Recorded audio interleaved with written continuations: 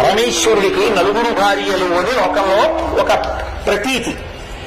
గంగ యొక్కతే, గౌరి యొక్కతే ఆకాశ గంగ యొక్కతే, కాశీ యొక్కతే, దక్షిణ కాశీ యొక్కతే, శంభునకు లోకనాయకునకు రాణివాసంబుల్ అనురాగ రసము పేర్మి అంటాడు శ్రీనాథుడు. ఈ నలుగురు పరమశివుడికి ఇల్లాళ్ళు. ఎవరు? గౌరీ యొక్కతే. గౌరీ అంటే పార్వతీదేవి.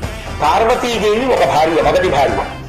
గౌరీ యొక్కతే, ఆకాశ గంగ యొక్కతే. ఆకాశ గంగ ఒక భార్య, భరించారు కాబట్టి భర్తే. ఆకాశ గంగ యొక్కతే. కాశీ యొక్కతే, ఈ కాశీపట్టణం కూడా ఆయన భార్య. దక్షిణ కాశీ యొక్కతే, దక్షారామ క్షేత్రం, అది ఒక భార్య, ఆమె ఒక భార్య. కాబట్టి నలుగురు శంభునకు లోకనాయకునకు, లోకనాయకుడైనటువంటి పరమేశ్వరునికి రాణివాసమ్ములనురాగ రసము పేర్మి. ఆయన అనురాగం అంతా వీళ్ళ నలుగురి మీద ఉంటుంది. ఎంత ప్రేమో ఆయనకి నాలుగు అంటే.